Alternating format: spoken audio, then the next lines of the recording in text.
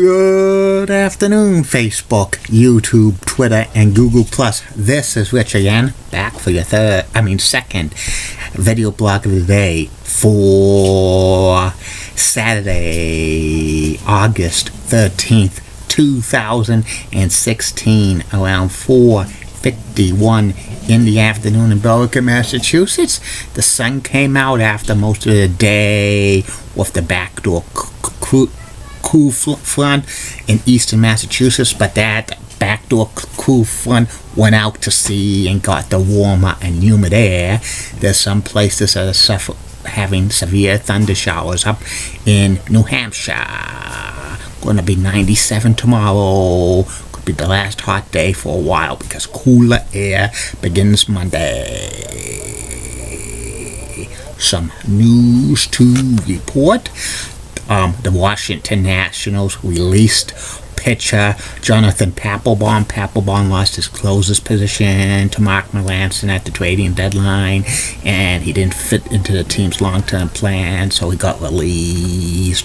Hopefully, Jonathan Papelbon could get another job because he's on the track to the Hall of Fame, in my humble opinion. It's Happy National Garage Sale Day, so hopefully you go to some garage sales to get some great deals. And two sad news items to report. Chef Michelle Richards passed away at the age of 68, and actor Kenny Baker, who was only 3'8" tall, I like a midget actor, known for playing R2-D2 in the Star Wars films, passed away at the age of 82. So prayers to their families in this time of need. And that's about it on the news. My second video blog subject of the day is about the former reality television series That's Incredible. That's Incredible lasted around 4.5 years on ABC from March 3rd, 1980 through April 30th, 1984. And That's Incredible was a reality show that had a lot of stories, a lot of stunts, and amazing things. And it was modeled after Real People, which was another reality show on NBC around that same time period. That's Incredible was produced by Alan Landsberg, and it starred John Davison, Kathy Lee Crosby, and Fran Tarkenton. And That's Incredible was kind of a mix of You Asked For It show, was back in the 50s and 60s, and also like later on with Please Believe It or Not, and also it kind of had the same emphasis of its show that was kind of modeled after Real People at the time.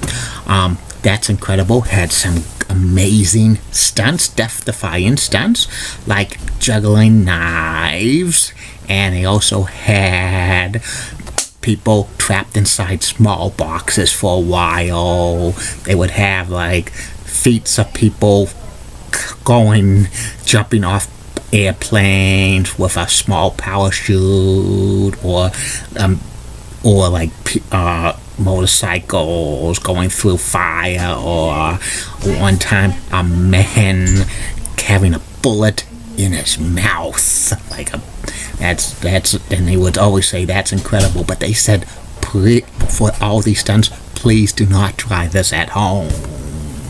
Also, there was some amazing people who had amazing skills on That's Incredible, including Mr. Escape Steve Baker, who appeared in quite a few of That's Incredible shows. Also, they had the world's fastest talker, who was John Musketty Jr. He appeared on That's Incredible quite a number of times. Plus, they had a young Tiger Woods on there with his father Earl, with like Tiger Woods' amazing golf shots from different locations, and every time they would have an amazing stunt or amazing story. That's Incredible.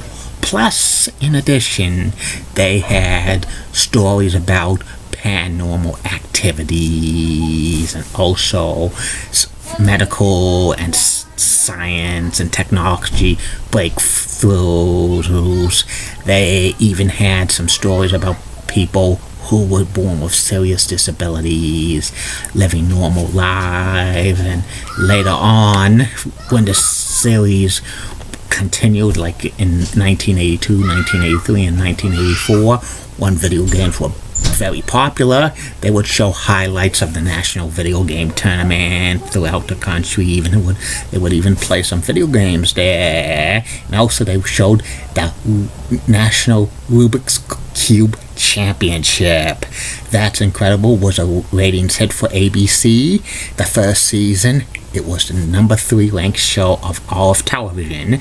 And the next 3 years, That's Incredible was in the top 30. But the last season, 1983-1984, That's Incredible slipped out of the top 30 and got canceled in 1984, around the same time that Real People was on the decline as well. I think with That's Incredible and Real People, those shows kind of had shelf lives because there's so many stunts and amazing stories and stuff like that before the well ones dry.